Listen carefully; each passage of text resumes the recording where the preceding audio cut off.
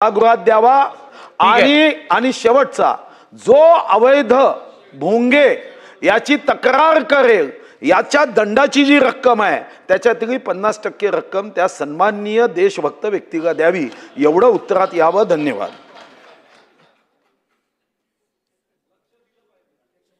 अध्यक्ष महोदय, मी कलियुगातच उत्तर देतो। माननीय सुधीर भाऊंनी अतिशय महत्त्वाच्या विषयाकडे लक्ष वेधलेलं आहे आणि सुधीर भाऊंना अपेक्षित अशा प्रकारचीच कारवाई सरकारने केलेली आहे। सुधीर भाऊ, आतापर्यंत 3367 धार्मिक स्थळांवरचे भोंगे आपण हटवलेले आहेत आणि याच्यामध्ये मुंबईचा विचार केला तर मुंबईमध्ये 1608 धार्मिक स्थळांवरचे भोंगे आपण हटवले आहेत, ज्यामध्ये 1149 मशिदी आहेत, 48 मंदिरं आहेत, 10 चर्च आहेत, 4 गुरुद्वारा आहेत आणि 147 इतर अशा प्रकारच्या एस्टॅब्लिशमेंट आहेत। आता या क्षणी मुंबईतल्या एकाही धार्मिक स्थळावर भोंगा नाही, एकाही नाही। त्याचप्रमाणे राज्यामध्ये 1759 धार्मिक स्थळांवरचे भोंगे हे आपण हटवलेले आहेत। या संदर्भातचा कंप्लायन्सचा अहवाल माननीय उच्च न्यायालयाला आपण दाखल केलेला आहे, त्याच्यावर उच्च न्यायालयाने सॅटिस्फॅक्शन दाखवलेलं आहे। महाराष्ट्राने SOP तयार केली आणि या SOP अनुसार मला हे सांगितलं पाहिजे की मी मुंबई पोलिसांचं विशेष कौतुक करेन की मुंबई पोलिसांनी 1608 भोंगे हे हटवत असताना चर्चा करून, सर्वोच्च न्यायालयाचा आदेश दाखवून आणि त्या ठिकाणी समंजसपणे हे सगळे भोंगे हटवलेले आहेत। कुठेही धार्मिक तणाव नाही, कुठेही FIR करायची आवश्यकता पडलेली नाही आणि आज मुंबईला भोंगेमुक्त करण्याचं काम हे आपल्या मुंबई पोलिसांनी केलेलं आहे। आपण जो दुसरा मुद्दा या ठिकाणी सांगितला की SOPची अंमलबजावणी करण्याच्या संदर्भात, तर निश्चितपणे ती अंमलबजावणी तर चाललेलीच आहे। तर दर अधिवेशनात अहवाल द्यायची आवश्यकताच पडणार नाही, कारण आता भोंगेच काढले आहेत आणि पुन्हा लावायचा प्रयत्न केला तर आता SOP मध्ये एक बदल निश्चितपणे करायचं माझ्या विचारात आहे की आता ज्या पोलीस स्टेशनच्या हद्दीत तो भोंगा लागेल त्या पोलीस स्टेशनचा जो त्या भागाचा इन्चार्ज असेल त्याच्यावर याची जबाबदारी असेल, त्याला जबाबदार धरलं जाईल। विना परवानगी भोंग्या करतात त्याला जबाबदार धरलं जाईल, त्यामुळे अहवालाची आवश्यकता पडणार नाही। आणि आपण जे सांगितलं की तक्रार करता समजा जर त्या ठिकाणी काय दंड आला, जर काही दंड आला तर त्यातला 50% दंड हा तक्रारकर्त्याला द्यायचा। Suggestion for action.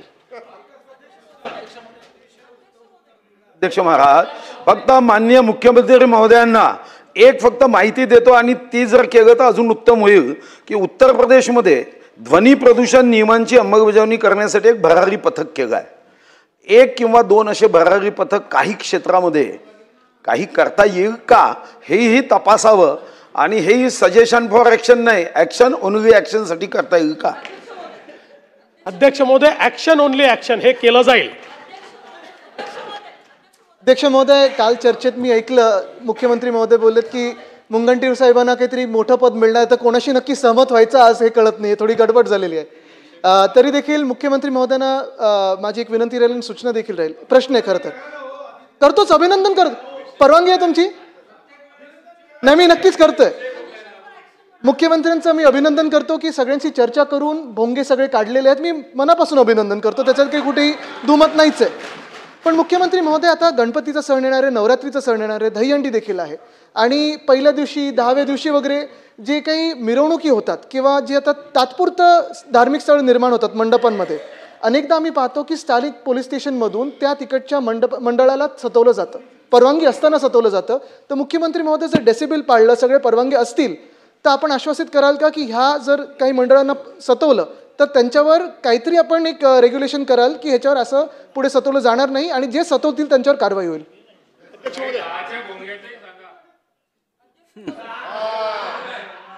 काय काम मुख्यमंत्री महोदय, तुमच्याकडनं इतकं चांगलं काम होतं, पण त्या सकाळच्या 10च्या भोंग्याचीही माझी तक्रार आहे, त्याचाही विचार करा. नाही, त्याच्याकरता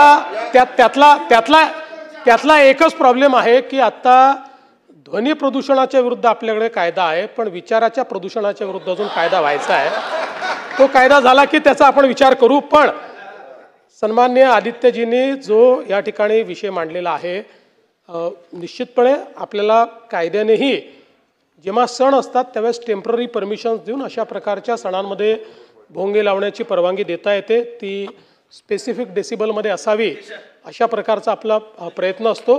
निश्चितपणे त्या संदर्भात कोणालाही त्रास होणार नाही, पोलीस विनाकारण कोणाला त्रास देणार नाहीत अशा प्रकारच्या सूचना देण्यात येतात. भास्करराव जाधव साहेब बोला.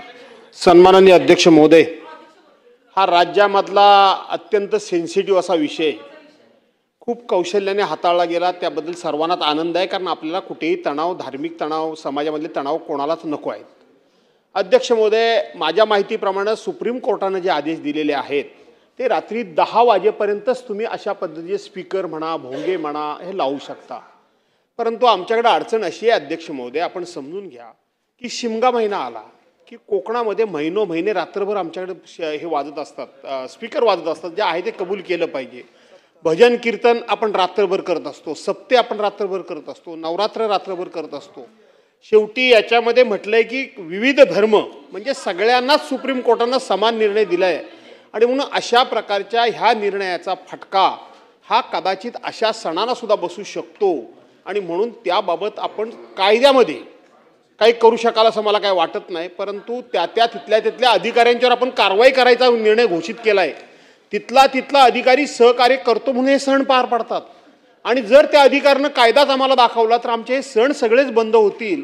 आणि म्हणून आपण या संदर्भामध्ये सहानुभूतीपूर्वक विचार करणार का की तिथल्या अधिकाऱ्यावर कारवाई करण्यासंदर्भात किंवा भोंगे म्हणजे नक्की काय या संदर्भात आपण तशा पद्धतीचे मार्गदर्शन करा. नाही, माननीय अध्यक्ष महोदय, मुळामध्ये हा आज आलेला नाही आहे. गेले 15-20 वर्ष हा कायदा आपल्याकडे आहे की 10 वाजेच्या नंतर आपण भोंगे लावू देत नाही. पारंपरिक वाद्य करता येतात, भजन कीर्तन करता येतं, ढोलक वाजवता येते, टाळ मृदंग वाजवता येतो, पण भोंगा लावून नाही वाजवता येत, माईक लावून नाही वाजवता येत. हा त्याच्यातला नियम आहे. आणि आपल्याला आपल्या नियमांमध्ये कोर्टाने काही विविक्षित दिवस दिलेले आहेत. जसं आपल्याला माहिती आहे की आपण गणपतीत 4 दिवस अलाव करतो, नवरात्रीत काही दिवस अलाव करतो, डॉक्टर बाबासाहेब आंबेडकरांच्या जयंतीला अलाव करतो, 25 डिसेंबरला क्रिसमसला अलाव करतो. असे काही दिवस आहेत की ज्या दिवशी 12 वाजेपर्यंत भोंगे वापरण्याची परवानगी आहे. 12 नंतर ही परवानगी नाही. पण जर हे बंदिस्त अशा ठिकाणी जर होत असेल तर त्या ठिकाणी अधिकची परवानगी देता येते. ती परवानगी आपण देतो. ओपनमध्ये याच्या पाठीमागचा हेतू एवढाच आहे की आजूबाजूच्या लोकांना त्रास होऊ नये. जर बंदिस्त, जसा हा कायदा आल्यानंतर आपण बघितलं असेल की गुजरातमध्ये नवरात्री उत्सव करण्याकरता त्यांनी आता साऊंडप्रूफ पेंडॉल तयार केले. साऊंडप्रूफ पेंडॉल, हां, आणि साऊंडप्रूफ पेंडॉलमध्ये ते करतात. त्याच्यामुळे या कायद्यातनं त्यांना सूट मिळते. आपल्या इकडे आता हळूहळू लोकांनी, आपल्याला माहिती आहे की आता मोठ्या मोठ्या हॉल्समध्ये नवरात्री उत्सव सुरू झाले आहेत किंवा काही उत्सव चालू झालेले आहेत.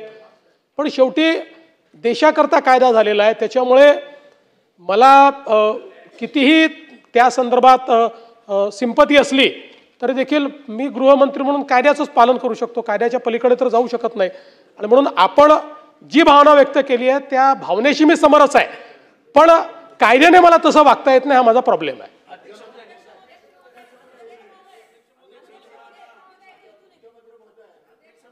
महोदय, मी राज्याचे